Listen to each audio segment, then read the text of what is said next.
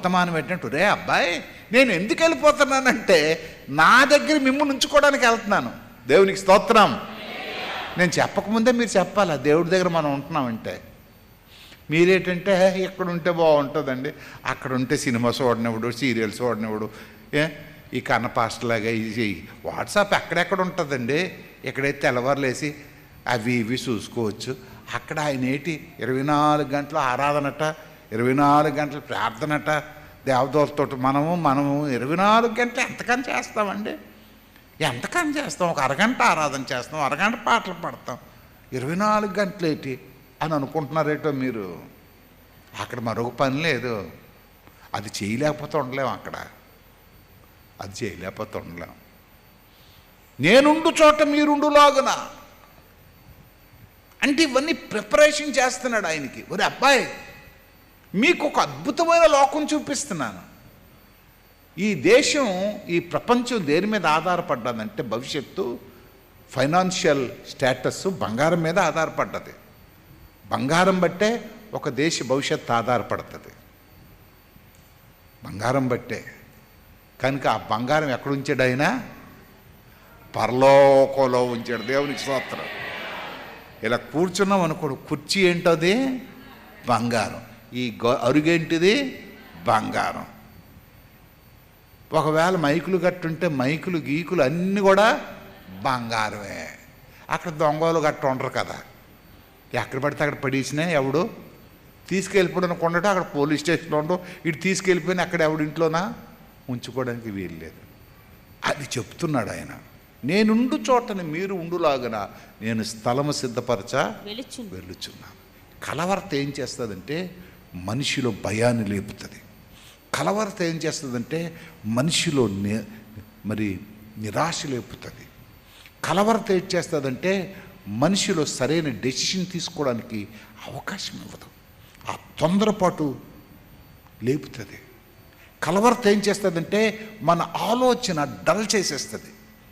ఈ కలవరతలో సరైన నిర్ణయం తీసుకోవడానికి ఒక ఆలోచన సరళ ఉంచదు. తొందరపాటు మాట్లాడేస్తుంది, తొందరపాటు పని చేసేస్తుంది.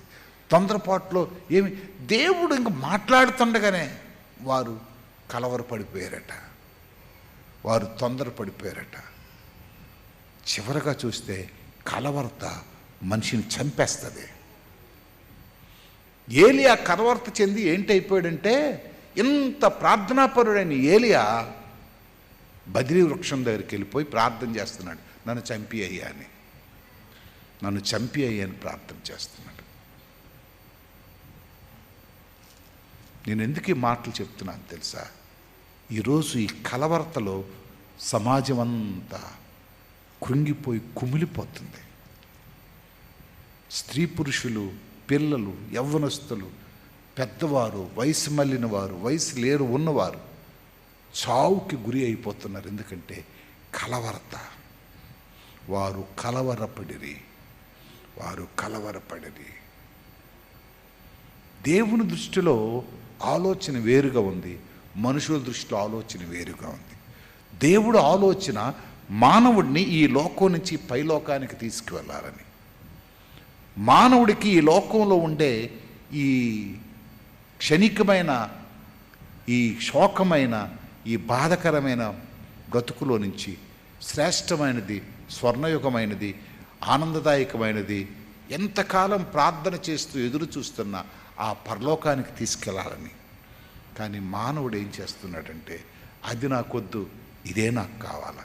ఈ క్షణికమైన దాని గురించి బుర్ర పగలగొట్టుకొని, దాని గురించి మాయలు చేసి, మంత్రాలు చేసి, దాని గురించి అబద్ధాలాడి మోసం చేసి, దాని గురించి చెయ్యకూడని పనులన్నీ చేసేస్తున్నాడు. పావల దగ్గర, ₹100 దగ్గర, రూపాయి దగ్గర కకృతపడి పాపాన్ని కొని తెచ్చుకుంటున్నాడు. నేను చాలాసార్లు చెప్తుంటాను, కేజీ ఉల్లిపాయలు కొంటే ఆడేలా చూస్తుండి ఇది వెనక్కి తిరిగినప్పుడు ₹2 తీసేసేస్తాం. అది చాలా సింపుల్గా ఉంటుంది. అది నువ్వు చేస్తుంది ఏంటది? దొంగతనం. నీ లిస్టులో ఎక్కిపోద్ది అక్కడ అని అంటాం. మరి అమ్మమ్మమ్మో అది దొంగతనం. నీది కానిది నువ్వు ఎలా తీస్తావు? 2 బంగాళదుంపలు వేసి చేస్తావు, 4 బెండకాయలు తెచ్చి వేసేసుకుంటావు. ఆల్రెడీ బుర్ర తిప్పినప్పుడు నువ్వు తీసుకో. మానవునికి ఉండే నేచర్ ఇది, మానవునికి ఉండే నేచర్. కానీ దేవునికి ఉండేది ఏంటంటే శ్రేష్టమైనది. తనకుండే పరిశుద్ధత, తనకుండే పవిత్రత, తనకుండే అద్భుతమైనది, తనకుండే ఆనందదాయకమైనది. ఆ పరలోకంలో నువ్వు ఉండాలని, ఆ పరిశుద్ధతలో నువ్వు బ్రతకాలని, ఈ పాపభూయిష్టమైన లోకాన్ని విడిచిపెట్టాలని, ఆయనతో పాటు నువ్వు, నీతో పాటు ఆయన జీవించాలనే ఆశ ఆయనతో అంటున్నాడు. ఆ శిష్యుల్ని కూర్చుని పెట్టి అంటున్నాడు, ఇదిగో కలవరపడుకుడి. నేనున్న స్థలములో మీరును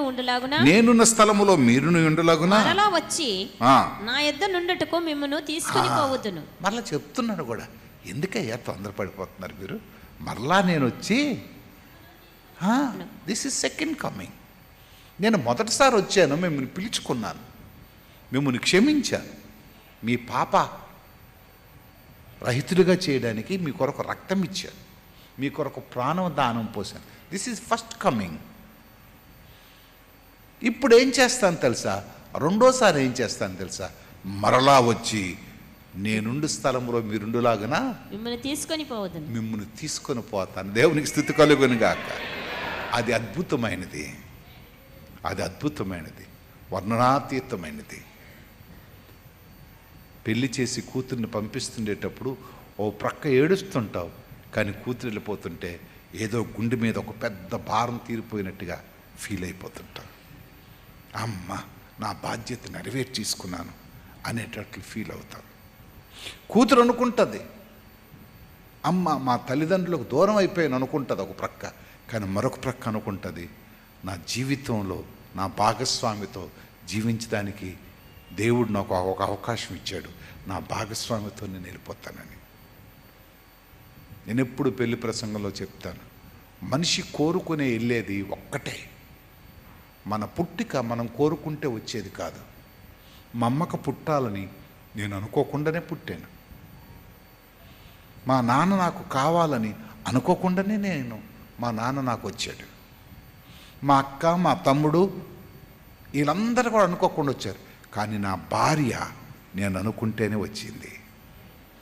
నా భార్య నేను అనుకుంటేనే వచ్చేది. భార్యాభర్తల సెలక్షను అందుగురించి ఏమంటారు, పెళ్ళి చూపులు. నువ్వు ఇష్టపడిన తర్వాతే పెళ్ళి అవుతుంది, ఇష్టపడిన తర్వాతే పెళ్ళి అవుతుంది. అందుగురించే ప్రభుత్వం ఏం చేస్తారంటే 19 సంవత్సరాల తర్వాత, అంటే సరైన ఆలోచన తర్వాత వచ్చిందే వివాహం. 19 సంవత్సరాలంటే నా భర్త ఎలాగ ఉండాలా, అందంగా ఉండాలా, లేకపోతే ఎత్తుగా ఉండాలా, ఉద్యోగస్తుడై ఉండాలా, మంచివాడై ఉండాలని భార్య ఆలోచించాలా. నా భార్య ఎలాగుండాలా, నా కుటుంబాన్ని సంరక్షించాలా, నా తల్లిదండ్రులను బాగా చూసుకోవాలా, నన్ను సంరక్షించాలని ఆలోచన తర్వాతే భార్యను సెలక్షన్ తర్వాత కోరుకుంటేనే వచ్చేది భార్యాభర్తల బంధం ఒక్కటే. ఇది కూడా అంతే, ఇది కూడా అంతే. ఆయన మన ప్రియుడు.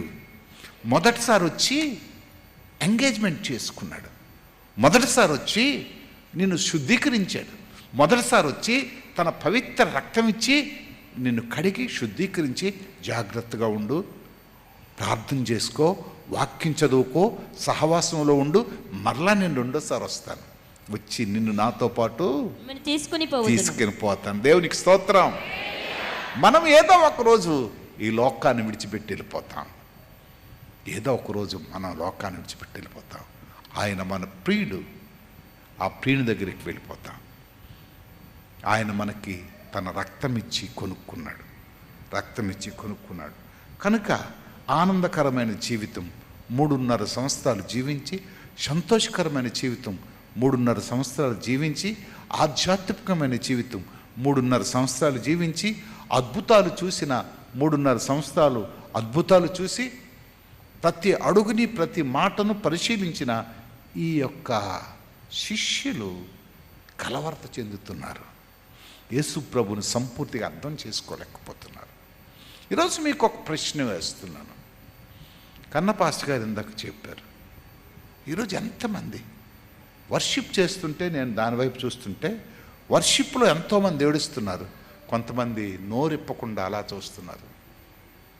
యవ్వనస్తులు పర్టికులర్గా చూశాను నేను. నోరిప్పకుండా అలా చూసి ఇటు అటు టేక్ చేస్తాను. Very bad. నువ్వు శాపగ్రస్తుడు అయిపోతావు, నువ్వు శాపగ్రస్తురాలు అయిపోతావు. వర్షిప్లో దేవదూతలు మన దగ్గరకు వచ్చి మనల్ని తాకుతుంటాయి. నీకు తెలుసా, ఆరాధనలో మనతో పాటు దేవుని సన్నిధి దిగి వస్తుంది. ఎందుకు మనం ఏడుస్తున్నాం తెలుసా? ఎందుకు మనకు దుఃఖం వస్తుంది తెలుసా? ఎందుకు మనం ఎగురుతుంటాం తెలుసా? ఎందుకు మనం కన్నీరు కారుస్తుంటాం తెలుసా? దేవుని పరిశుద్ధత మన మధ్యకు వస్తుంది. దేవుని ఈ ఆవరణంలోకి దేవుని సన్నిధి. అటువంటప్పుడు నువ్వు దాంట్లో పాలు పొందకుండా ఇలా చూస్తుంటే చాలా చూశాను నేను. వాళ్ళతో పర్సనల్గా మాట్లాడాలనుకున్నాను కానీ వారు పెద్దవాడు. అందు గురించి ఇండైరెక్ట్గా చెప్తున్నాను. ఎవరో మీకు తెలుసు, ఎవరెవరు అలా చేస్తున్నారు. Very bad, very bad. దేవునితో నువ్వు మాట్లాడేటప్పుడు, నీ ప్రియునితో నువ్వు నువ్వు లీనమైపోవాలా, ఆయనతో కలిసిపోవాలా. ఆ 10 నిమిషాలే కదా. రోజంతా నువ్వు వాట్సాప్లు చూస్తావు, రోజంతా సినిమాలు చూస్తావు, రోజంతా పిచ్చి పిచ్చి వేషాలు వేస్తావు, రోజంతా పుస్తకాలు చదువుతావు, రోజంతా టీవీలు చూస్తావు. ఈ 10 నిమిషాలే నీ మనస్సును నువ్వు కంట్రోల్ చేసుకొని నీ మనస్సును దేవునితో ఐక్యపరచపడకపోతే ఎందుకు గుడికి రావడం? ఎందుకు గుడికి రావడం? ఈ గంట నువ్వు దేవుని వాక్యాన్ని విని అవి రాసుకొని అవసరం వచ్చినప్పుడు, నీకు కలవరత వచ్చినప్పుడు ఆ వాక్యం తీసి చదవకపోతే ఎందుకు గుడికి రావడం? ఎందుకు గుడికి రావడం? మీనింగ్లెస్, అర్థం లేకుండా గుడికి రాకూడదండి.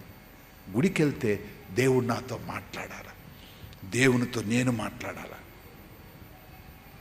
దేవుని నేను అనుభవించాలా, నా అనుభవంలో సంపూర్ణమైన స్పర్శ దేవుంది నాకు ఉండాలా అనేటప్పుడే 3.5 సంవత్సరాలు జీవించిన వీరు దేవుణ్ణి అర్థం చేసుకోలేకపోయారు.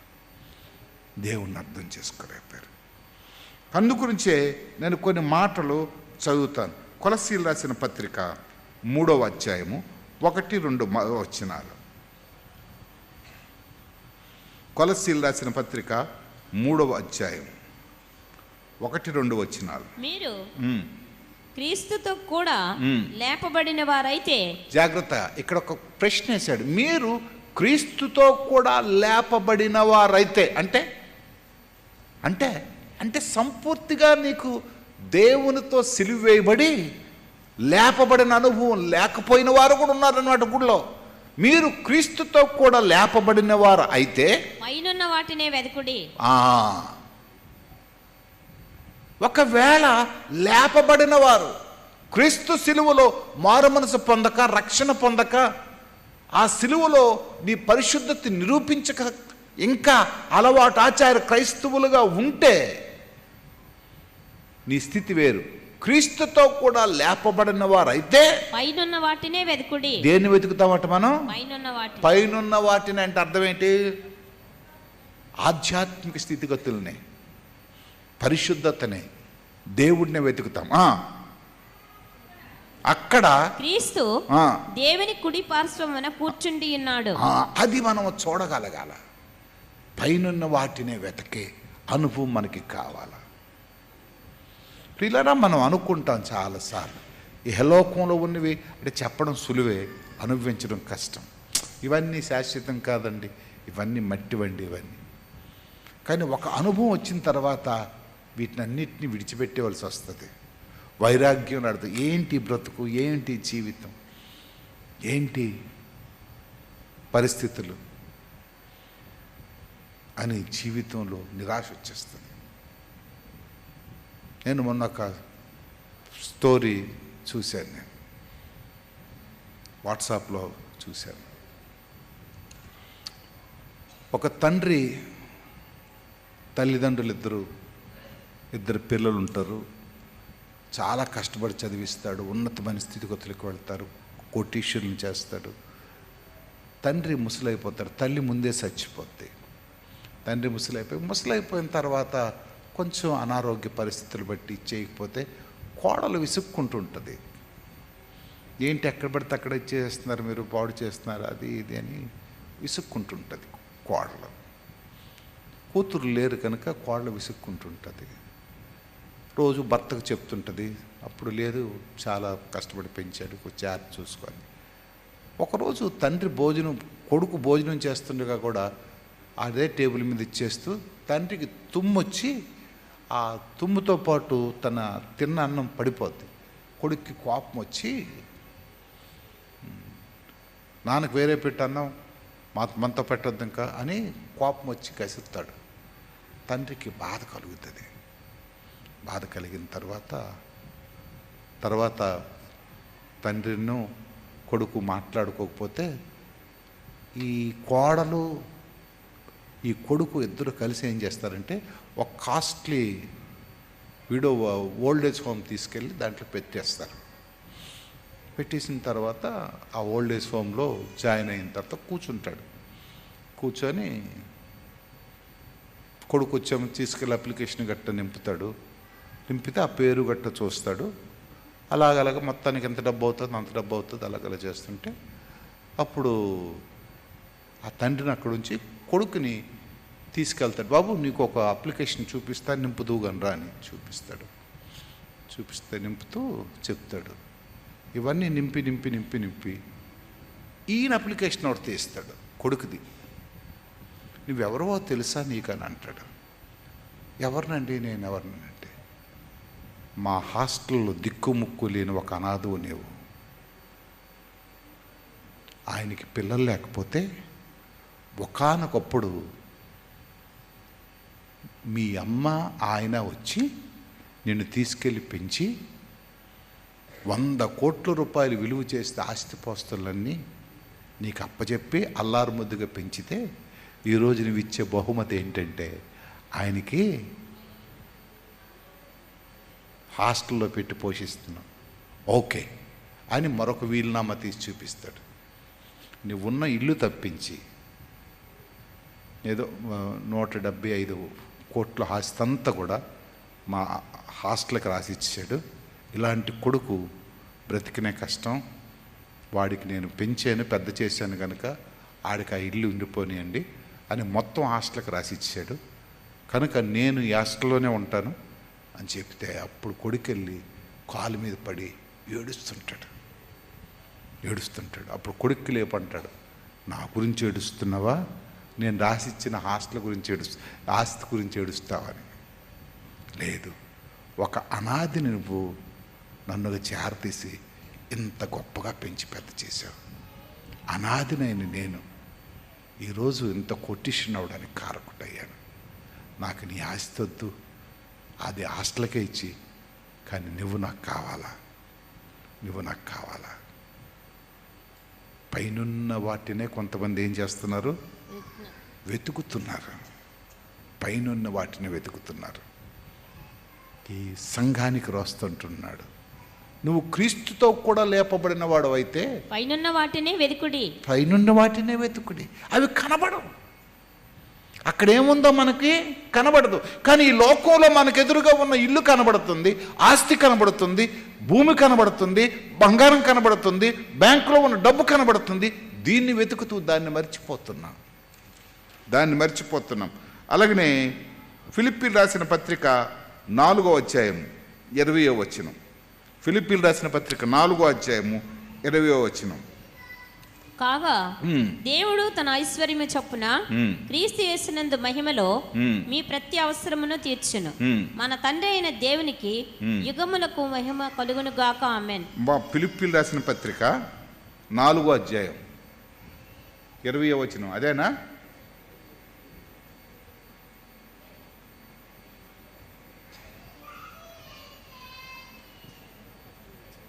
ఫిలిప్పీలు రాసిన పత్రిక 4వ. దేవుడు తన ఐశ్వర్యము చొప్పున క్రీస్తు యేసునందు మహిమలో మీ ప్రతి అవసరమును తీర్చును. మన తండ్రి అయిన దేవునికి యుగ యుగములకు మహిమ కలుగును గాక.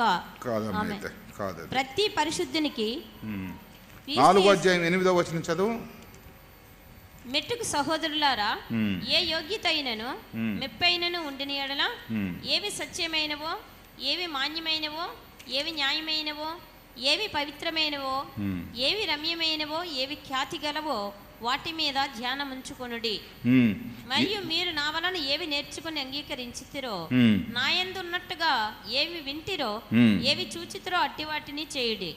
అప్పుడు సమాధానకర్తయగు దేవుడు మీకు తోడై ఉండును. కనుక ఏవి సత్యమైనవో, ఏవి న్యాయమైనవో వాటి మీద మీ మనస్సును ఉంచుకొనుడి. సత్యము కానివి, నాణ్యము కానివి, స్థిరము కానివి దాని మీద మీరు మనస్సు ఉంచుకోవద్దు. దాని గురించి మీరు ఆశించొద్దు, ఆలోచించొద్దు. సంఘాలకు చెప్తున్న మాటలు ఇవి. సంఘానికి పోది అంటే క్రైస్తవేతరులకు కాదు, విశ్వాసులకే చెప్తున్న మాటలు ఇవి. ఈరోజు మనుషులం, దేవుని పిల్లలమైన మనం కొన్నాటిని చాలా చాలా రమ్యము కానివి, ఖ్యాతి లేనివి, అపవిత్రమైనవి, పవిత్రము కానివి మరి కోరుకుంటున్నాం. అక్కడ రాస్తున్నాడు, యోగ్యత లేనివి, మెప్పు కానివి, సత్యము కానివి, మాన్యము కానివి, న్యాయము కానివి, పవిత్రము కానివి, రమ్యము కానివి వాటిని సంఘం కోరుకుంటుంది. కానీ ఏవి సత్యమైనవో, మేలుకరమైనవో, పవిత్రమైనవో, రమ్యమైనవో అవి కోరుకోండి, అవి కోరుకోండి, అవి కోరుకోండి. ఇక్కడ శిష్యులకు చెప్తున్నాడు. చెప్తుంటే శిష్యులు అది వినడం లేదు. అది వినకుండానే ఆయన చెప్తున్న మాటలను ఒక ప్రక్క పెట్టి వెళ్ళిపోతున్నానని చెప్పినప్పటికీ వారు డిస్టర్బెన్స్ అయిపోయారు, కలవరపడుతున్నారు. కలవరపడి ఇదిగో మేము ఇంకా బ్రతకలేమేమో. ఈరోజు చాలామంది దేవుని పిల్లలమైన మనం వస్తుంటాయి, మన విశ్వాస ప్రయాణంలో చిన్న చిన్న ఇబ్బందులు వస్తుంటాయి, చిన్న చిన్న కష్టాలు వస్తుంటాయి, చిన్న చిన్న శ్రమలు వస్తుంటాయి, జబ్బులు, జ్వరాలు, కష్టాలు, అనారోగ్యాలు, ఆర్థిక ఇబ్బందులు. ఇందాక ఆయన నిలబడి మా పిల్లలు పాస్ అయ్యారని చెప్పాడు. వెళ్ళిపోయాడా ఆయన? పాస్ అయ్యాడని చెప్పాడు. మరొకరు వచ్చామని నిలబడి దేవుడు నాకు ఎప్పుడో రావాల్సిన 50,000 వచ్చాయని చెప్పాడు. కొన్నిసార్లు 50,000 పోయిన వాళ్ళు కూడా ఉంటారు, కొన్నిసార్లు ఫెయిల్ అయిన వాళ్ళు కూడా ఉంటారు.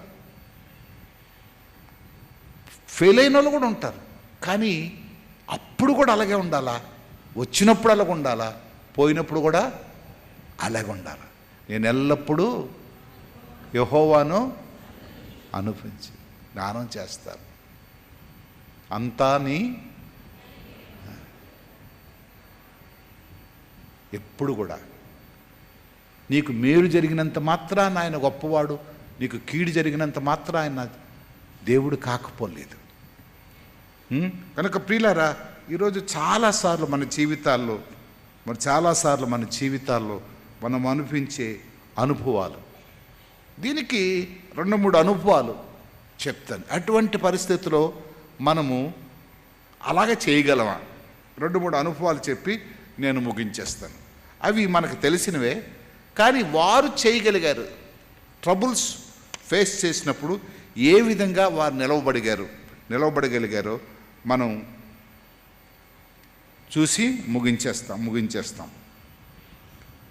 మత్తయి రాసిన సువార్త 8వ అధ్యాయము 2వ వచనం. మీ అందరికీ తెలిసిన విషయాలు ఇవి. మత్తయి రాసిన సువార్త. కుష్ఠరోగి వచ్చి ఆయనకు మొక్కి, ప్రభువా నీకు ఇష్టమైతే నన్ను శుద్ధిని. ఇది ఆనాటి అనుభవాల్లో కుష్ఠరోగి ఉన్నాడు. పాత నిబంధన ప్రకారంగా అప్పుడు యేసుప్రభు కాలంలో కూడా కుష్ఠరోగులు సమాజంలోనికి రాకూడదు, సమాజం బయట ఉండాల. నాకు తెలిసి వచ్చి కూడా, మరి మీలో ఎంతమందికి తెలుసో, అంటు రోగులు లోనికి ప్రవేశించకూడదని హోటల్ దగ్గరలో గట్ట బోర్డు ఉండేవి. మరి మీలో ఎంతమందికి అది గుర్తుందో లేదో, హోటల్ దగ్గర కూడా బోర్డు ఉండే. కుష్ఠరోగుల్ని ఎవరు లోనికి రానిచ్చేవారు కాదు, తాకేవారు కాదు, ముట్టేవారు కాదు. దానికి అప్పుడు మందు ఉండేది కాదు. తర్వాత హాస్పిటల్ ఉండి మదర్ తెరీసా వచ్చిన తర్వాతే దానికి వైద్యం వచ్చింది. తర్వాత ఆ వైద్యం ద్వారా మేలు కలిగింది. కానీ వాళ్ళు దూరంగా ఉండేటప్పుడు ఆ ఊర్లో ఒక మీటింగ్ జరుగుతుంది. యేసు ప్రభు వచ్చి ఒక రివైవల్ మీటింగ్ పెట్టాడు, మామూలు మీటింగ్ పెట్టాడు. పాటలు వినబడుతున్నాయి దూరంగా. చాలామంది కుష్ఠరోగులు ఉన్నారు అక్కడ. వారు ఒక సమస్యతో ఉన్నారు, ఒక కలవరతో ఉన్నారు. ఈ కలవరతలో వారికి ఉండే డిస్టర్బెన్స్ ఏంటంటే ఊర్లోకి వెళ్తే చంపేస్తారు. కానీ మరొక పిలుపు ఏంటంటే ఊర్లోకి వెళ్తే యేసుప్రభు ఉన్నాడు, బాగుపడతామేమో. సమాజం చంపేస్తానంటుంది, యేసుప్రభు దగ్గరికి వెళ్తే బాగుపడతామనే విశ్వాసం ఉంది.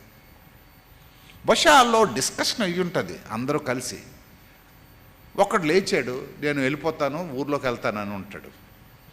బహుశా అందరూ రే బతికుంటే ఏదైనా తినొచ్చు, ఒకవేళ యేసుప్రభు నీకు స్వస్థపరచకపోతే, యేసుప్రభు నీకు ఏదైనా చేసిస్తే చేయకపోతే అని ఏదో అని ఉంటాడు.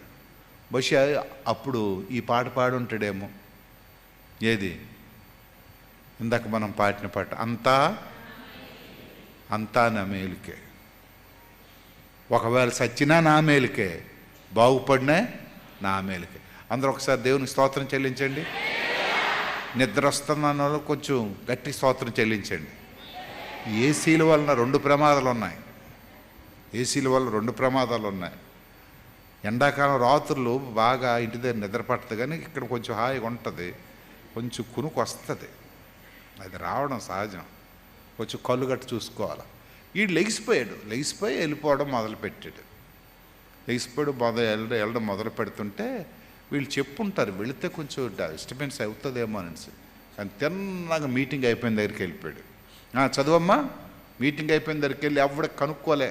ఇదిగో కుష్ఠరోగి వచ్చి ఆయనకు మొక్కి తిన్నగా ఎక్కడికి వెళ్ళిపోయాడు? ఈయన యేసుప్రభు దగ్గరికి వెళ్ళిపోయాడు. అసలుకి కుష్ఠరోగిని చూస్తే అందరూ చంపేలాడికి ఎక్కడ, కానీ అక్కడ యేసుప్రభు ఉన్నాడు. అంటే వీడికుండే కలవరం, వీడికుండే ప్రాబ్లం, వీడికుండే సమస్య పరిష్కారం వీడు ఎలాగ పరిష్కరించుకోవాలనుకోవాలంటే యేసుప్రభు ఉన్నాడు కనుక, లోకంలో నాకు సమస్య ఉంది, లోకంలో నా పరిస్థితి ఆందోళనకరంగా ఉంది, ఈ సమస్యకు సమస్య పరిష్కరించదు. లోకంలో దీనికి మందు లేదు, సమాజంలో దీనికి మరణమే మందు.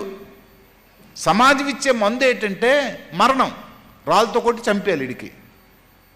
కానీ యేసుప్రభు ఉన్నాడు, యేసుప్రభు ఒక్కడే దీనికి వ్యాక్షన్, ఆయన ఒక్కడే దీనికి ఇంజక్షన్ వేయగలడు. కానీ యేసుప్రభుని చేరడానికి చాలా ఆటంకాలు ఉన్నాయి, ప్రజలు ఉన్నారు అడ్డుగా. ఎలాగెళ్ళిపోయాడో యేసుప్రభు దగ్గరికి వెళ్ళిపోయాడు. చదువమ్మా. కుష్ఠరోగి వచ్చి ఆయనకు మొక్కి, ప్రభువా నీకు ఇష్టమైతే నన్ను శుద్ధినిగా చేయగలవని. అక్కడ కూడా ఒక మాట అంటున్నాడు, ప్రభువా నీకు ఇష్టం. వీళ్ళందరికి ఇష్టం లేదు సార్, వీళ్ళందరికీ నన్ను చంపాలని ఇష్టం ఉంది. ఎందుకంటే అది వీళ్ళ తప్పు కూడా కాదు, మోషే ధర్మశాస్త్రం చెప్తుంది అది. మోషే కాలంలో యెహోవా దేవుడు అసలు మచ్చ ఉంటే చాలన్నాడు, చిన్న తెల్ల మచ్చ ఉంటే చాలన్నాడు, చంపేయొచ్చు అన్నాడు. ధర్మశాస్త్రమే చెప్తుంది, బైబిలే చెప్పింది, అది పాత నిబంధనే చెప్పింది అది. కనుక వీళ్ళది కూడా తప్పు కాదు, నేను చావడానికి సరిపోయేవాడినే. కానీ నువ్వు ఏం చేస్తావో తెలీదు. నీకు ఇష్టమైతే నేను డిసైడ్ చేసుకున్నాను, చస్తే ఇక్కడ చస్తాను, అక్కడ ఊరు బయట ఉండి చావడం కన్నా ఇక్కడ చస్తే మంచిది అనుకున్నాను. నీకు ఇష్టమైతే నన్ను శుద్ధినిగా చేయగలవని, శుద్ధినిగా చేయగలను. ఆయన చెయ్యి చాపి వాని ముట్టి, నాకు ఇష్టమే, నీవు శుద్ధుడు కమ్మని చెప్పగా. దేవునికి స్తోత్రం. ఇక్కడ ఈ కలవరతలో, ఈ కష్టంలో, ఈ సమస్యలో ఇది ఒక్కసారి ఆలోచిస్తే సమస్య ఎక్కడుంది, చుట్టూ కూడా మనిషి ఎక్కడున్నాడు, చుట్టూ కూడా సమస్య ఉంది. ఇటు పక్క ప్రజలు ఉన్నారు, ఇటు ప్రక్క ధర్మశాస్త్రం ఉంది, ఇటు ప్రక్క తనకుండే జబ్బు ఉంది. ఎటు చూసినా ఈ సమస్యకు పరిష్కారం లేదు. కానీ పరిష్కారం లేని సమస్యకు పరిష్కారం ప్రభు అక్కడే. దేవునికి స్తోత్రం. పరిష్కారం లేని సమస్యకి పరిష్కారం దేవుడు ఒక్కడే. దేవుడు పరిష్కరించాడు. ఈ పరిష్కారం కూడా ఎలాగొచ్చిందంటే వీళ్ళతో మాట్లాడినట్టుగా మాట్లాడాడు. అబ్బాయి నేను వెళ్తున్నానయ్యా, నేను వెళ్ళి మళ్ళీ వచ్చేస్తానని అంటుంటే వాళ్ళు వినలేదు. కానీ ఈయనేం చేశాడు, నీకు ఇష్టమైతే నన్ను శుద్ధి చేయమంటే ఇలా ముట్టాడు, స్వస్థపరచబడ్డాడు. దేవునికి స్తోత్రం. ఇది ఫస్ట్. రెండోది చూద్దాం. ఎందుకు ఇవి చెప్తున్నానంటే కలవరత చెందే పరిస్థితిలో ఎటువంటి పరిష్కారం వచ్చిందని. యెషయా గ్రంథం 28వ అధ్యాయము 16వ వచనం. దీనికి దానికి కనెక్షన్ ఎందుకంటే చదువమ్మ. యెషయా గ్రంథం 28వ అధ్యాయంలో ప్రభువు యెహోవా ఇలాగను సెలవిచ్చుచున్నాడు, సియోనులో పునాదిగా రాతిన వేసిన వాడును నేనే, అది పరిశోధింపబడిన రాయి, అమూల్యమైన తలరాయి, బహు స్థిరమైన పునాది అయిన మూలరాయి అయి ఉన్నది. విశ్వసించువాడు కలవరపడడు. అది విశ్వసించువాడు కలవరపడడు. యాంటీబయాటిక్ టాబ్లెట్ ఎక్కడుందంటే సమస్యకు విశ్వసించను. సమస్యలు ఎలాగ వస్తుంటాయి, అది ఏదైనా జరగవచ్చు. ఆ సమస్యకి ఆ డాష్ పెట్టుకొని సమస్య అంటే ఆ డాష్లో నీ సమస్య పెట్టుకో. అది ఏదైనా అవ్వచ్చు, ఫైనాన్షియల్ ప్రాబ్లం అవ్వచ్చు, కుటుంబ ప్రాబ్లం అవ్వచ్చు, ఏదైనా అవ్వచ్చు. కానీ ఆ సమస్యకు విశ్వాసం అనేది ఆ డాష్లో నింపితే వాడేమిటట, కలవరపడ్డు. వాడికి ధైర్యం వచ్చేస్తుంది, వాడికి బలం వచ్చేస్తుంది, వాడికి మరణం అంటే భయం ఉండదు. డెసిషన్ కరెక్ట్గా తీసుకుంటాడు, తొందరపడిపోడు, తొందరపడి మాట్లాడాడు, తొందరపడి నిర్ణయం తీసుకోడు, ఆలోచిస్తాడు. ఈ సమస్యలో కలవరత చెందకుండా ఆలోచన చేసి కరెక్ట్గా విశ్వాసం పొదుగుతాడు. ఆ విశ్వాసం పొదిగినప్పుడు వాడు కలవరపడడు.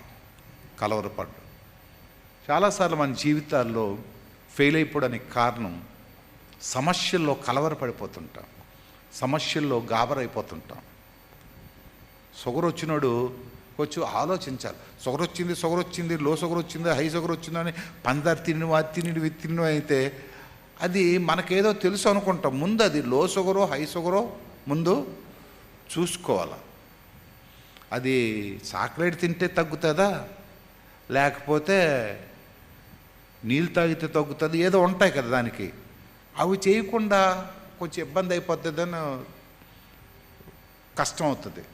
కలవరపడిపోతే సమస్య పరిష్కారం అవ్వదు. అందుకు విశ్వసించిన వాడు కలవరపడడు. ఎందుకంటే మూలరాయి, ఈ విశ్వాసానికి ఈ పరిష్కారానికి మూలరాయి క్రీస్తే. దేవునికి స్తోత్రం. అదే పేతురు రాసిన పత్రికలో కూడా మరి 2వ అధ్యాయం 6వ వచనంలో కూడా ఉంది. అది ఆ క్రీస్తుకి సంబంధించిన వచనం అక్కడ ఉంటుంది, ఆ మూలరాయి క్రీస్తు అని. శతాధిపతి గురించి కూడా అక్కడ అలాగే రాస్తాడు, శతాధిపతి గురించి. అలాగనే ఒక అధికారి గురించి కూడా అలాగే రాస్తాడు. అయ్యా చచ్చిపోయింది, మరి ఇంకా బాధపట్టద్దు, ఇంకా నువ్వు వచ్చే అని అంటాడు. అప్పుడు ఆయన అంటాడు, వాళ్ళ మాట వినొద్దయ్యా అని అంటాడు. వీళ్ళు ప్రజలు వచ్చి ఏం చెప్తారంటే, చచ్చిపోయింది కనుక నువ్వు బోధకుడిని ఇంకా శ్రమ పెట్టొద్దని అంటాడు. అది చూసొచ్చారు, చచ్చిపోయిందని చూసొచ్చారు. కానీ యేసుప్రభు ఏమంటాడంటే, వారి మాటని వినొద్దు అంటాడు. అది ఎలాగవుతుందండి? అది వాళ్ళ ఇంటి దగ్గర నుంచి ఆ చచ్చిపోయిన వాళ్ళే చూసుకొని వచ్చారు. వాళ్ళు వచ్చి, అయ్యా బోధకుని శ్రమ పెట్టొద్దు, పోనీ బతికుండి ఇప్పుడు వస్తే ఇప్పుడు యేసుప్రభు బాగు చేస్తాడేమో, చచ్చిపోయాడు కనుక వద్దు, శ్రమ పెట్టొద్దు మరి అని అంటాడు. అంటే ఈయన అంటాడు, నువ్వు వాళ్ళ మాట వినొద్దు, నువ్వు నా మాట విను, పద నేను వస్తాను అంటాడు. ఆయన ఇంకనూ మాట్లాడుచుండగా సమాజపు మందిరపు అధికారి నీ కుమార్తె చనిపోయినది, నీవిక బోధకుని ఎందుకు శ్రమ పెట్టదు అనేది. యేసు వారు చెప్పిన మాటను లక్ష్య పెట్టగా భయపడకమో. వారు చెప్పిన మాటకు చచ్చిపోయింది అనగానే హార్ట్ అటాక్ వచ్చేస్తుంది కదా ఆయనకి. అమ్మో చచ్చిపోయాడా, పక్కన యేసుప్రభు ఉన్నా సరే, అపోలో హాస్పిటల్ స్పెషలిస్ట్ ఉన్నా సరే, 10 మంది స్పెషలిస్ట్ డాక్టర్లు ఉన్నా, చచ్చిపోయినాడికి ఇంకేం వైద్యం చేస్తారు వాళ్ళు? పక్కన యేసుప్రభు ఉన్నాడు. అమ్మో చచ్చిపోతే నీడు గుండు కొట్టుకుని నీడికి హార్ట్ అటాక్ వస్తే నీడు చచ్చిపోతాడు అసలు. కానీ యేసుప్రభు అంటున్నాడు, వాళ్ళ మాట వినొద్దయ్యా అని అంటున్నాడు. కలవర్త చెందడానికి గురించి ప్రాబ్లం చూడండి. కొన్ని సమస్యలు తట్టుకోలేని సమస్యలు, కొన్ని సమస్యలు అసలుకి ఆ స్థితిలో ఉంటే మనమైతే ఎలా ఉంటుందో పరిస్థితి చూడండి. అంటాడు, వాళ్ళ మాటని వినొద్దు, భయపడుకొని అంటాడు. వాళ్ళ మాట విని భయపడిపోవద్దు, నమ్మిక మాత్రం ఉంచు. అది నీకు మందు. నీకు మందు నేను ఇస్తున్నాను ఏంటంటే నమ్మిక మాత్రం ఉంచు, భయపడొద్దు. ఆ మాట వినొద్దు, భయపడొద్దు. దేవుడు స్వస్థ ఇచ్చాడు. దేవునికి స్తోత్రం. దేవుడు బ్రతికించేశాడు. కనుక ప్రియులారా, కలవరత అనేది నీ భార్య ద్వారా, నీ భర్త ద్వారా, నీ పిల్లల ద్వారా, నీ స్నేహితుల ద్వారా కూడా వస్తుంది. కొన్ని సమస్యలకు సమాధానం దేవుడు నీకు ఇస్తున్నా, పరిశుద్ధాత్మ దేవుడు వాక్యం ద్వారా, లేకపోతే నువ్వు చదువుతున్న బైబిల్ ద్వారా ఇస్తున్నా, కొన్నిసార్లు ఈ వాక్యాన్ని శృతిమించి అది కూడా డామినేట్ చేసి సొంత మనుషుల ద్వారా నీకు వచ్చేస్తుంది.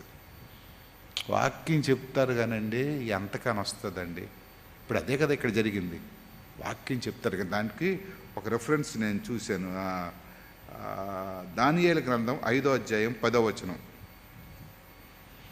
దానియేలు గ్రంథం 5వ అధ్యాయం 10వ వచనం. రాజునకును అతని అధిపతులకును జరిగిన సంగతి రాణి తెలుసుకుని విందు గృహమునకు వచ్చి ఇట్లనెను, రాజు చిరకాలము జీవించునుగాక, నీ తలంపులు నిన్ను కలవరపరచనీయకము. నీ తలంపులు నిన్ను కలవరపరచనీయకము. రాజు కూడా తలంపులు కలవరతో వచ్చేసింది. నీ తలంపులు నిన్ను కలవరపరచ నీయకము. నీ మనస్సు నిబ్బరముగా ఉండని. నీ మనస్సు నిబ్బరముగా ఉండనిమ్ము. దేవునికి స్తుతి కలుగును గాక. అండ్ ఇప్పుడు మన సమస్యలు తీరిపోవాలంటే, మనం హ్యాపీగా ఉండాలంటే ముందు మన మనస్సుతో మనం మాట్లాడాలి. మన మనస్సుతో ఏం చేయాలా? నిబ్బరంగా ఉండు, ధైర్యంగా ఉండు, ధైర్యంగా ఉండు. వాక్యం అన్నాం కదా, ధైర్యంగా ఉండు నువ్వు. సరే, డాక్టర్ చెప్తున్నాడు 50-50% అని, వస్తుందో లేదో ఉద్యోగం, 60% నేను చెప్తానండి అని అంటున్నాడు. ఓకే. పెళ్ళి అవుతుందో లేదో, వాళ్ళు పెళ్ళోళ్ళు ఒప్పుకుంటున్నారు అని అంటున్నారు. ఓకే, ఇవన్నీ ఒక ఎత్తు. కానీ నా దేవుడు నాకు చెప్తున్నాడు ఏంటనంటే, వారి మాట నువ్వు వినొద్దు, వారి మాటని అపజయాలే చెప్తారు వాళ్ళు, నీకు అపజయాలే చెప్తారు. నమ్మిక మాత్రము ఎవరికి ఎవరి మీద నమ్మకం ఉంచాలా? జయశీలుడైన దేవుని మీద నమ్మిక ఉంచు, విజయం ఇచ్చే దేవుని మీద నమ్మిక ఉంచు, అద్భుతాలు చేసే దేవుని మీద నమ్మకం ఉంచు, గొప్ప కార్యాలు చేసే దేవుని మీద నమ్మిక ఉంచు, మేలు చేసే దేవుని మీద నమ్మిక ఉంచు, నిన్ను నన్ను శుద్ధీకరించిన దేవుని మీద నమ్మిక ఉంచు. పైనున్న వాటినే చూద్దాం మనం. కలవరపడకుడి శిష్యులారా, నేను వెళుతున్నాను, వస్తాను. ఎందుకంటే ఇంతకంటే శ్రేష్టమైన అనుభవానికి ఇవ్వడానికి, ఇంతకంటే ఉన్నతమైన అనుభవానికి ఇవ్వడానికి. ఈ గుడ్డ ముక్కలు వేసుకుని ఎంతకాలం బతుకుతారు? రండి, శ్రేష్టమైన వస్త్రాలు అక్కడ ఉన్నాయి. ఈ మేడల్లోనే మిద్దులోనే ఎంతకాలం బతుకుతారు? రండి, బంగారంతో కట్టించిన మేడలు మీకు ఇస్తాను. ప్రభువుని నమ్ముకోకపోతే ఇక్కడ మట్టిలో మట్టి కలిసిపోతారు. ప్రభువుని నమ్ముకుంటే నువ్వు బంగారు భవంతుడు. ఈరోజు చాలామందికి తెలియదు పరలోకాన్ని గురించి. ఇంకా చాలామంది ఏంటనుకుంటారంటే, పరలోకంలో రంభ ఉంది, ఓరస్ ఉంది, మేనక ఉంది. ఎంతకాలం ఇక్కడ మీ ఆవిడలతో అనుభవించారు చాలదా? ఇంకా ముసలోళ్ళు అయిపోయి ఉంటారు. ఆ రంభ, ఓరసి, మేనక ముసలోళ్ళు అయిపోరా ఎంతకాలం నుంచి? ఎయిడ్స్ గట్టి వచ్చేసి ఉంటాయి కూడా వాళ్ళకి. అవును, ఒకలా, ఇద్దరా, ముగ్గురు, ఎంతమంది వచ్చి ఉంటారు గజని? ఎంతమంది అయ్యా వాళ్ళకి ఎయిడ్స్ వచ్చేసి ఉంటాయి. వాళ్ళ దగ్గరికి మనమేటి వెళ్తాం? ఇంకా మన ప్రభు అటువంటి వాడు కాదు, పరిశుద్ధమైన ప్రభు. అక్కడ ఈ గొడవలేటి పెట్టలేదు. అక్కడ ఈ గొడవలేటి పెట్టలేదు. వాళ్ళ బుద్ధి లేకుండా ఇంకా అక్కడ వచ్చాము, వాళ్ళు ఉన్నారు, వీళ్ళు ఉన్నారు. ఇక్కడ పాపం చేసి మళ్ళీ అక్కడికి వెళ్ళి వాళ్ళతోటి పాపం చేస్తుంటే ఎందుకండి ఇంక పరలోకం? ఆడికి బుద్ధి లేక ఈడిపెళ్ళం కాడు ఆడిపెళ్ళంకి ఇవన్నీ ఎంతగానే అంటామండి. మనకైతే పరిశుద్ధమైన జీవితం ఇచ్చాడు దేవుడు. దేవునికి స్తోత్రం. మనకైతే దేవుని మహాకృప చేత ఆయన వస్తున్నాడు, మనల్ని తీసుకువెళ్ళబోతున్నాడు. మనం పరలోకం వెళితే పరిశుద్ధంగా జీవిస్తాం. శ్రేష్టమైన జీవితం, ఆశ్చర్యకరమైన జీవితం, ఆనందదాయకమైన జీవితం. ఎంతకాలం పిల్లలు, బతుకు, సంసారం, సాగరం, ఉద్యోగం, వండుకోవడం, తినడం, అక్కడ ఆకలి ఉండదు, దప్పికుండదు. కానీ శిష్యులకి అర్థం అవ్వకుంటుంది. ఒరే బాబు, నేను వస్తానురా, మీకు తీసుకెళ్తానురా, లేని ఏళ్ళు మీకు చెప్తును కదా అనంటే కలవరపడిపోతున్నారు. మనం మాత్రం మనకు వాక్యం తెలుసు కనుక కలవరపడకూడదు. రెడీ అయిపోవాలి. అద్భుతమైన జీవితం కొరకు ఎదురు చూడాలి. కనుక ఇదిగో వాళ్ళ మాట వీళ్ళ మాట అనొద్దు, ప్రభువు మాటను జీవించినంతకాలం రాజుల్లా జీవిద్దాం, చస్తే రాజులాగే సద్దాం. దేవునికి స్థుతి కలిగినగా కళ్ళు మూసుకుందాం, ప్రార్థన చేద్దాం. అందరము ప్రార్థన చేద్దాం. ప్రభువా, కలవరత కలిగించే మా జీవిత అనుభవాలు మాకు దూరం చేయి నాయన. భయం కలిగించే మా జీవిత అనుభవాలు మాకు దూరం చేయి ప్రభా. మేలుకరమైన అనుభవాలు మాకు అనుగ్రహించు ఆయన. శ్రేష్టమైన అనుభవాలు మాకు దయచేయి ప్రభా. నాయనా నీకు వందనాలు, ప్రభువా నీకు వందనాలు, నీకు స్తోత్రాలు. మా జీవితాల్లో మేము పొందుకున్న అనుభవాలన్నిటి కొరకు కూడా నీకు వందనాలు చెల్లిస్తున్నాం. ఇంతవరకు మా జీవిత ఇదిగో ప్రభా బ్రతుకులలో నువ్వు మాకు అనుగ్రహించిన సమస్తీవుల కొరకు నీకు వందనాలు. కొరతలు వచ్చినా, కొదువులు వచ్చినా అప్పుడప్పుడు నువ్వు మమ్మల్ని కాపాడుతూ, మమ్మల్ని బలపరుస్తూ, స్థిరపరుస్తూ, భద్రపరుస్తున్నావు. నీకు స్తోత్రాలు చెల్లిస్తున్నాను తండ్రి, అయినా రాబోయే దినాల్లో మాకేమొచ్చినా సరే నీ వైపు చూస్తూ, నీ మాట వింటూ, ఇదిగో మేము సిద్ధపడుతూ ముందుకు కొనసాగడానికి సహాయం దయచేయండి. మేలుతో నింపండి ప్రభా, కృపతో నింపండి ప్రభా, బలపరచండి అయ్యా. ఆయన శిష్యుల్లాగే మేము కలవరత చెందకుండా ధైర్యంతో ముందుకు కొనసాగడానికి సహాయం దయచేయండి. మేలుతో ముందుకు కొనసాగడానికి సహాయం దయచేయండి. నీ ఆశీర్వాదాలు మాకు, మా కుటుంబాలు దయచేయండి. ప్రత్యేకంగా మా సంఘానికి కావలసిన నెమ్మదిని, ప్రశాంతతను, ఆశీర్వాదాన్ని దయచేయమని, ప్రతి వారిని కూడా నీ మేలుతో నింపమని. ఏ కుటుంబాల్లోనైతే శాంతి లేదో, ఏ బ్రతుకులోనైతే నెమ్మది లేదో, ఇదిగో యవ్వనస్తులు ఇదిగో దేనికైతే ఎదురు చూస్తున్నారు, ఇదిగో ప్రభు దంపతులైతే శాంతి కొరకు ఎదురు చూస్తున్నారు, భర్తలు సరిలేక, భార్యలు సరిలేక, పిల్లలు సరిలేక, ఆరోగ్య పరిస్థితులు సరిలేక, ఇదిగో ప్రభు ఆర్థిక పరిస్థితులు సరిలేక చిందరవందరగా ఉన్న వారి జీవితాల్ని మేలుతో నింపండి, కృపతో కప్పండి, బలపరచండి, భద్రపరచండి. క్రీస్తు పేరట వేడుకొనుచున్నాము తండ్రి.